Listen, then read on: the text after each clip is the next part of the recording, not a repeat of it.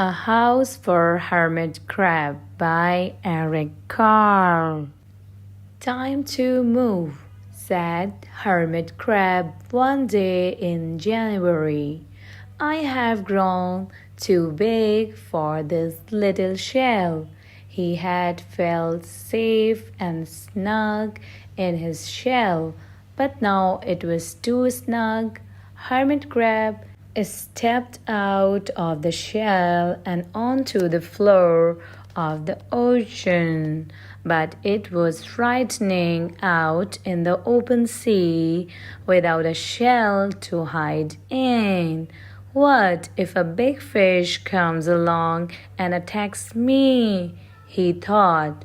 I must find a new house soon. Early in February, Hermit Crab found just the house he was looking for.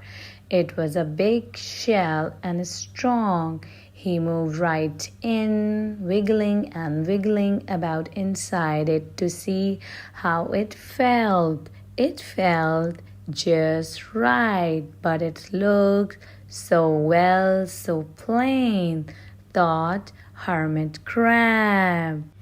In March, Hermit Crab met some sea anemones. They swayed gently back and forth in the water. How beautiful you are, said Hermit Crab. Would one of you be willing to come and live on my house? It is so plain, it needs you. I will come, whispered a small sea anemone. Gently, Hermit Crab picked it up with his claw and put it on his shell. In April, Hermit Crab passed a flock of starfish moving slowly along the sea floor. How handsome you are, said Hermit Crab. Would one of you be willing to decorate my house? I would, signaled a little sea star. Carefully, Hermit Crab picked it up with his claw and put it on his house. In May, Hermit Crab discovered some coral. They were hard and didn't move. How pretty you are, said Hermit Crab. Would one of you be willing to help make my house more beautiful? I would, cried a crusty coral. Gingerly, Hermit Crab picked it up with his claw and placed it on his shell. In June, Hermit Crab came to a group of snails crawling over a rock on the ocean floor. They gazed as they went, picking up algae and bits of debris and leaving a neat path behind them. How tidy and hard-working you are, said Hermit Crab. Would one of you be willing to come and help clean my house? I would, offered one of the snails. Happily, Hermit Crab picked it up with his claw and placed it on his shell. In July, Hermit Crab came upon several sea urchins. They had sharp, prickly needles. How fierce you look, said Hermit Crab. Would one of you be willing to protect my house? I would, answered a spiky sea urchin. Gratefully, Hermit Crab picked it up with his claw and placed it near his shell. In August, Hermit Crab and his friends wandered into a forest of seaweed. It is so dark here, thought Hermit Crab. How dim it is, murmured the sea anemone. How gloomy it is, whispered the starfish.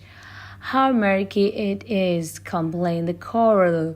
I can't see, said the snail. It's like nightmare, cried the sea urchin. In September, Hermit Crab spotted a school of lanternfish darting through the dark water. How bright you are, said Hermit Crab. Would one of you be willing to light up our house? I would, replied one lanternfish, and it swam over near the shell. In October, hermit crab approached a pile of smooth pebbles. How sturdy you are, said hermit crab.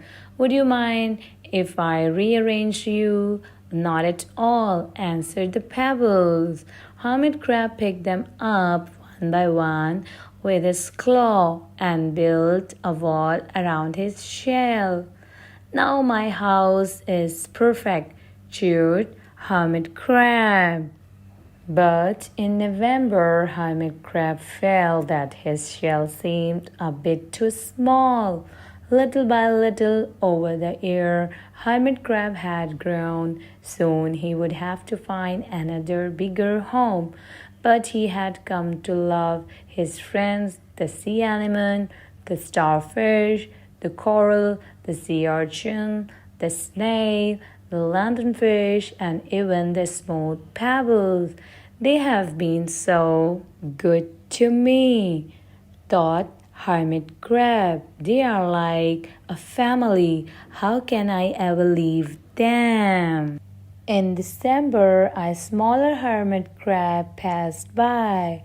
I have outgrown my shell, she said. Would you know of a place for me? I have outgrown my house too, answered Hermit Crab. I must move on. You are welcome to live here, but you must promise to be good to my friends. I promise, said the little crab. The following January, Hermit Crab stepped out and the little crab moved in. Couldn't stay in that little shell forever, said Hermit Crab as he waved goodbye. The ocean floor looked wider than he had remembered. But Hermit Crab was not afraid. Soon he espied the perfect house. A big empty shell. It looked wild, a little plain but sponges. He thought barnacles, clownfish, sand dollars, electric cells. Oh, there are so many possibilities. I can't wait to get started.